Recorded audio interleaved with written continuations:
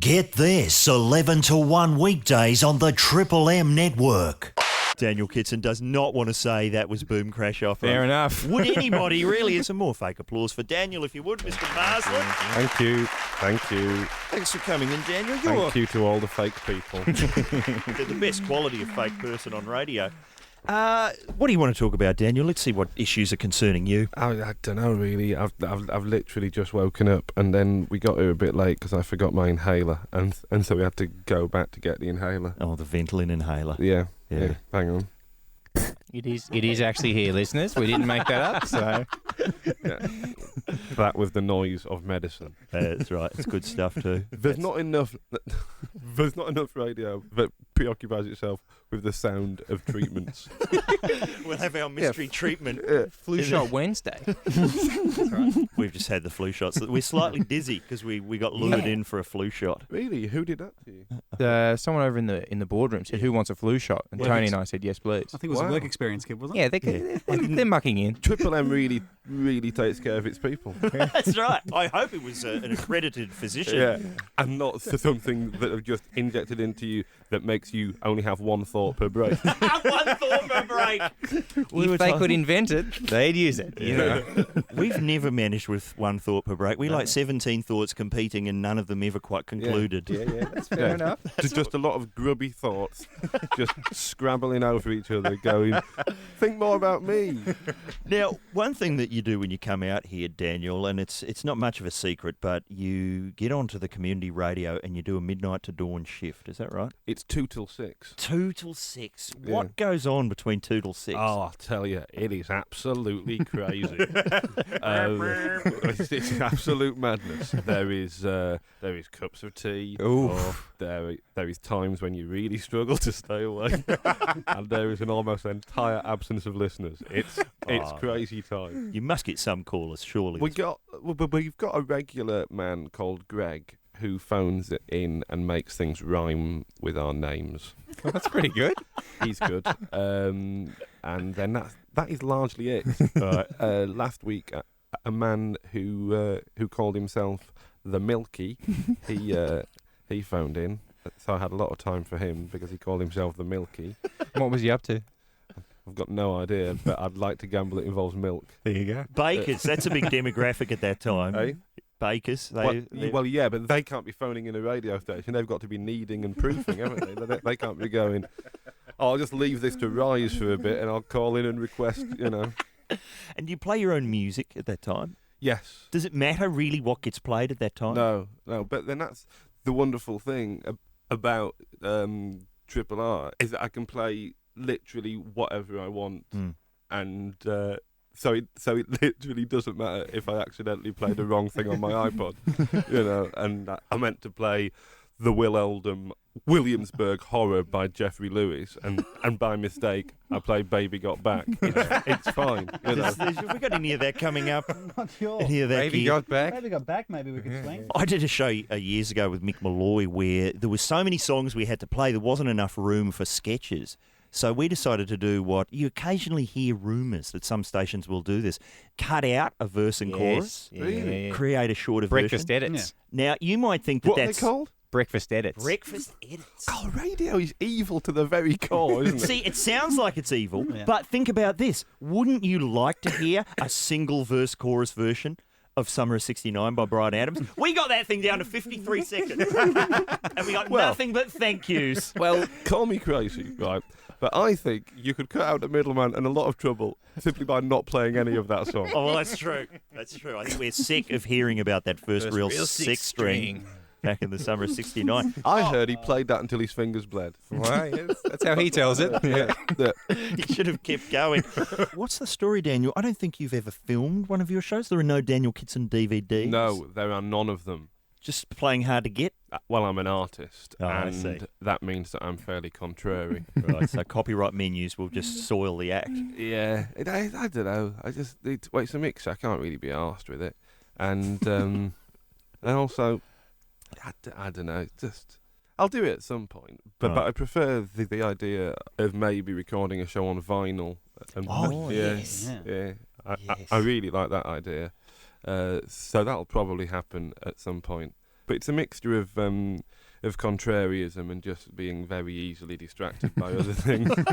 Well, your new show, it's the Fireworks Talking. We've been, raving about the poster because you're just a dot on the horizon. That's not the usual approach for the comedians. Yeah, it's an awesome poster. It is. Yeah.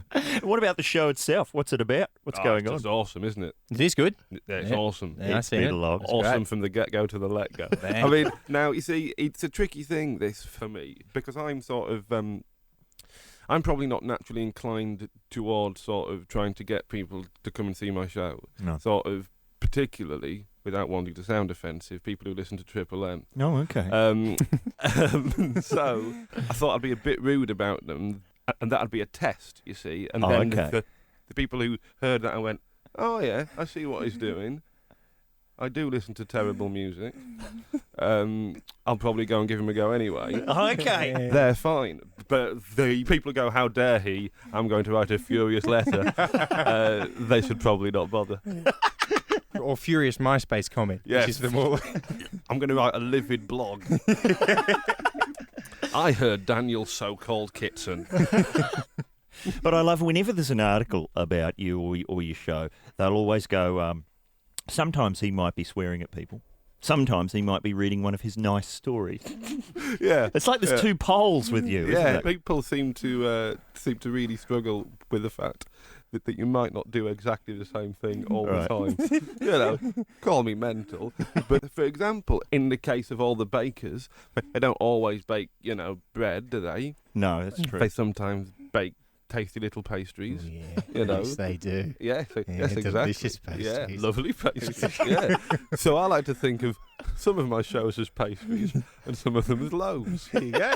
Something for everyone. Yeah, exactly. Another thing you'll always read about you is that you're addressing subjects and concerns not necessarily tackled in the stand-up comedy Yeah. genre. Yeah, I'm pretty dangerous. Nonsense. I'm pretty dangerous, I'm afraid. I'm too dangerous to even talk about the concerns I address that aren't normally addressed in the stand-up comedy arena. But I guess it makes it hard for people to, steal your gear. Well, no, I mean, I suppose that's probably because I talk about sort of loneliness and existentialism and love and optimism and despair. Right. But I think everyone talks about those in various ways. It's just quite often people shroud those concerns in talking about the difference between cats and dogs.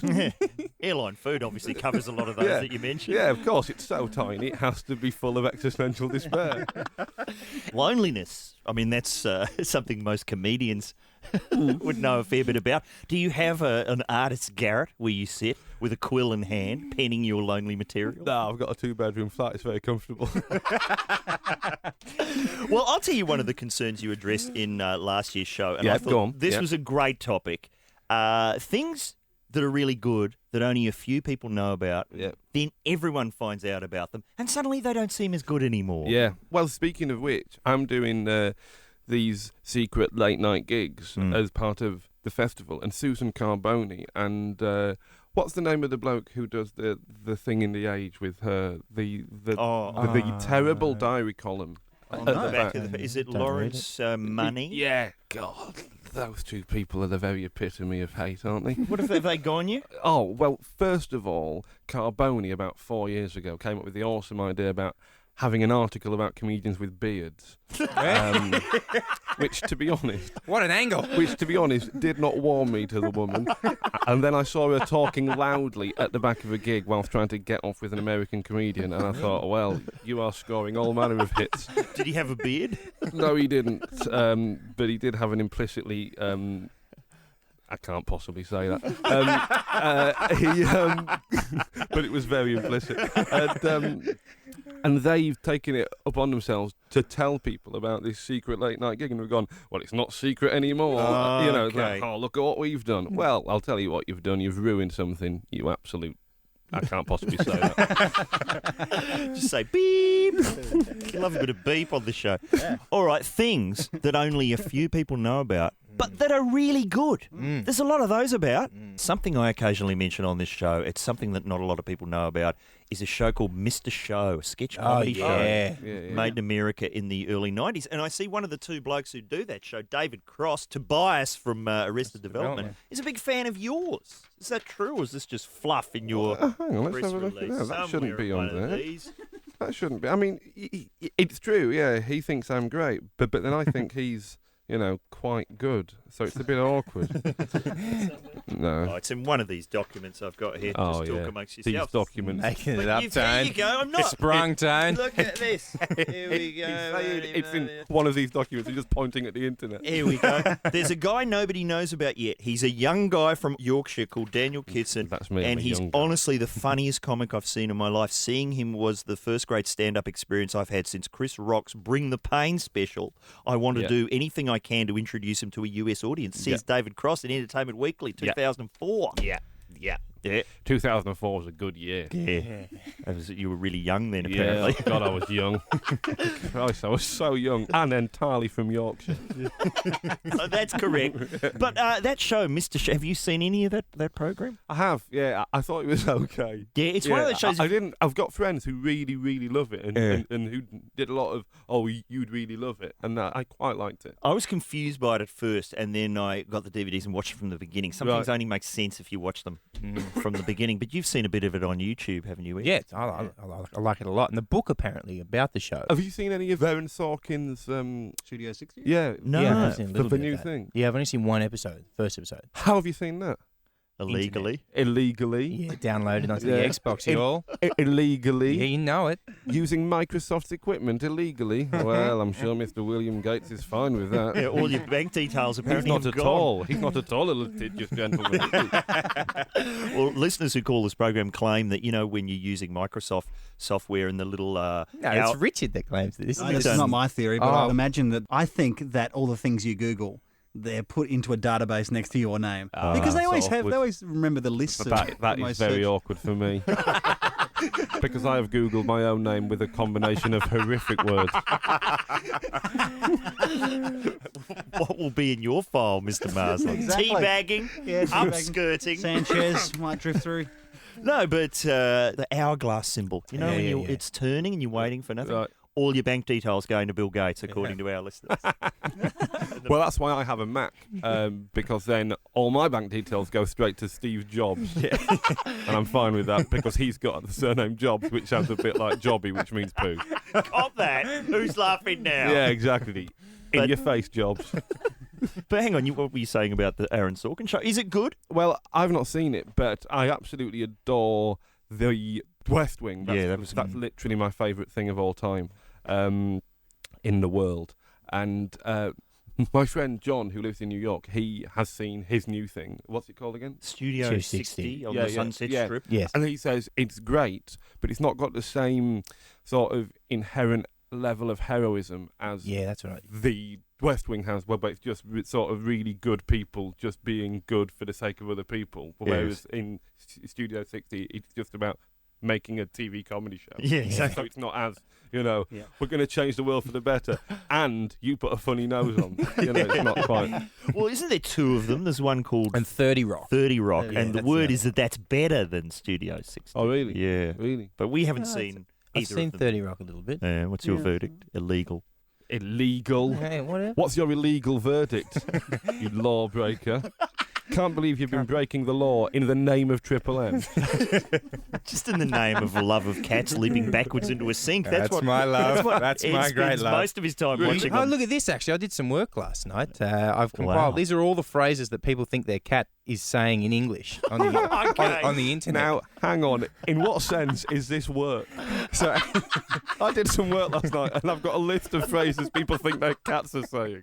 well, I'm about to say it on air, so that's Oh, work. right. Oh, it's tax deductible now, is it? Not that you're paying for anything. So- It's all TD. So, do we want to? Yeah, okay. Yeah, I love you, Mama. 3 people think their cats can say hello. I love you. That's very popular. The most kind of, the cat with the most speech says yum yum all the live long day. Oh my dog and oh long John. Right, so none of these cats are saying things like, I like Woody Allen's earlier, funnier films. How many of them are saying, stop listening to me? None. I'm literally just riffing here. I've not thought any of these through. Don't take it out of context and put it on a radio program. Not on a national radio, please. And one cat speaks Romanian. I didn't understand that. Mr. Marsden, what's something good that very few people know about? How about the natural enemy of the cat, the bird? Oh, really? People know about Yeah, birds. What are you talking Quite a about? lot of people know about birds.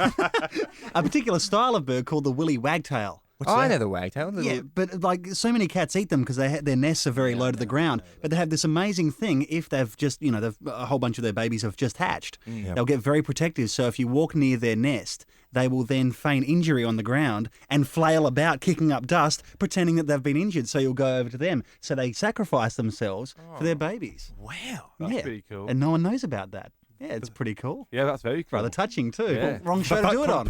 That completely shits on Mr. Show, to be honest. But hang on, now that you've said it, though, the word's out. The game's up for Yeah. Willy Wagtail. No He's one's up. going to fall for it anymore. The acting will have to be really good. Yeah. They're the birds that sound like when you've got a half full box of matches and you shake it. That's what they sound like. Nice. They're beautiful. Long tail, yeah, waggy wag. That's why. Yeah. A bird that sounds like a half-full box of matches. Can you top that, listeners? Long tail waggy wag. Give us a call. Tell us about something good that not enough people know about. Have a word to Daniel Kitson. Hi, Shane. How are you? How you going, guys? What do you got for us? I reckon I've got a dog that if you blow in its face, it sounds like it says piss off. And is the dog close by, Shane? No, it's No. not. It's just one of those things I'm sure everybody does How just can to you annoy say- the dog, but... How can you say, I reckon I've got a dog, that if you blow on its face it says piss off? Surely you've done the experiment. You've not just Yeah, I looked have. at the dog and gone, there's something about the way that dog looks that makes me think if I blew on its face, it would be needlessly profane for a canine. You can't just make assumptions about dogs. It's a bit racist, to be honest. And not allowed true. to. You don't have the dog there. It's just cowering No, under no, a stairwell. How very No, I didn't convenient. think anybody would ever ring up anybody to ever tell somebody this. It's just something ridiculous you do when you're drunk. Well, now the nation is aware. Anytime you want to call back in, Shane, with the dog. Maybe he's spent his whole life just walking around blowing on dogs' faces. Not you, not you. Where is the profit? Where is the profit? Thank you, Shane. Nice talking to you. Hi, David. How are you? Hey guys, how we going? We're excellent. What's going on? Oh man, look, I've got something I reckon even David Edinburgh would be shocked with. Oh, yes? What value in the wildlife this is, I really don't know, but I have a nest of willy wagtails in my home at the moment, and they can actually just fly, but they're still living in the nest.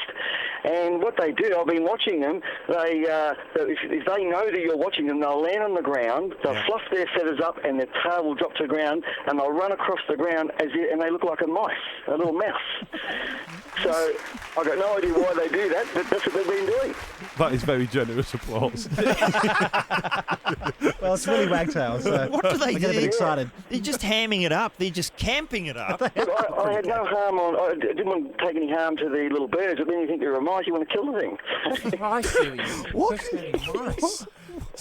That's a bit harsh. It's cruelty to animals hour. I've got no problem with birds, but if I see a mouse, it is dead. It is dead as soon as I see it. He wants it. He wants it. Well, I don't know if he does, but... Have we got more animal cruelty on the I line? don't know if he does.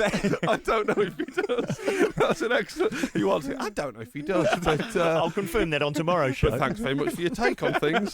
You peculiarly angry man. Hello, Tony. How are you? Toadie! Yeah, g'day guys. Good, thank you. Good, mate. What's going on?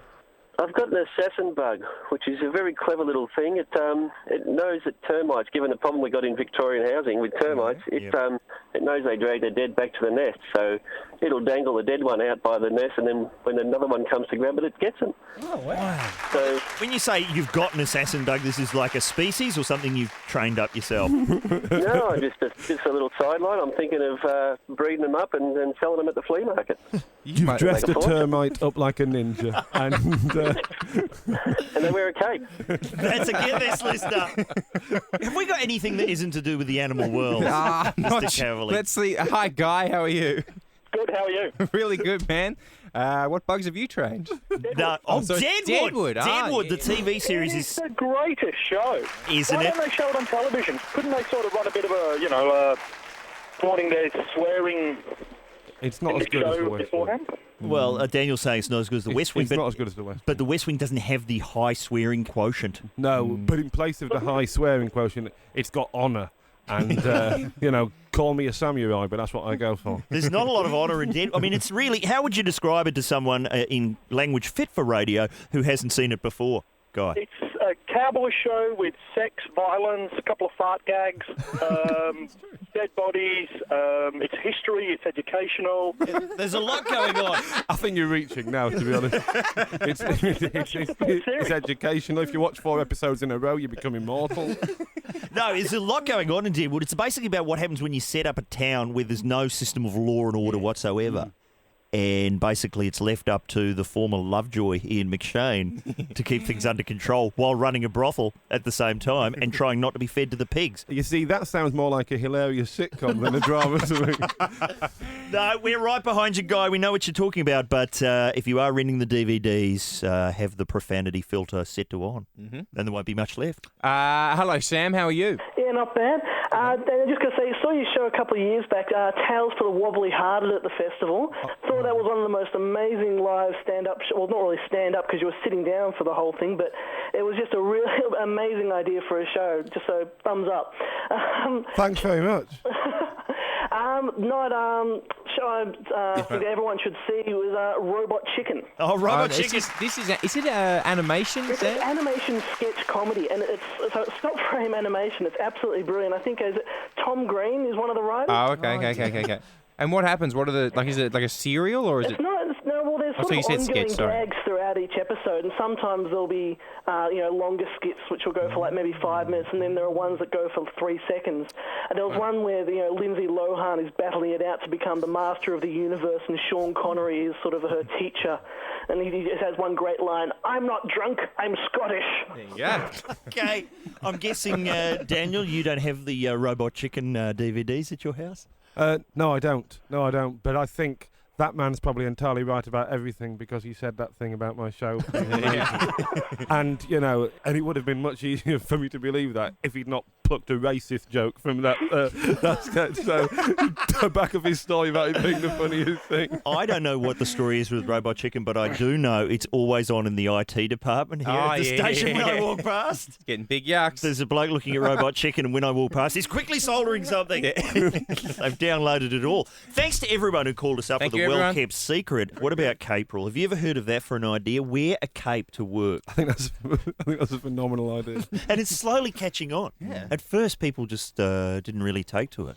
Well, we didn't have any way for them to enter. No, that was true. We didn't have an email address to send in the photos. Yes, so it's hard for people to really take to something when you can't possibly find out if they've taken to it or not. That's right. He may have swamped the nation. There may have been capes left, right, and centre. You just go, no one's doing it. Just look out the window. There's loads of them. Well, there's no one on my computer doing it. Time to get out of here. Thank you for helping us to run. I think the latest we've run this year. Yes. Absolute pleasure. That's been great. I'm happy to bring incompetence everywhere I go. Get this, it's blown out to 2 hours, 11 to 1 weekdays on the Triple M network.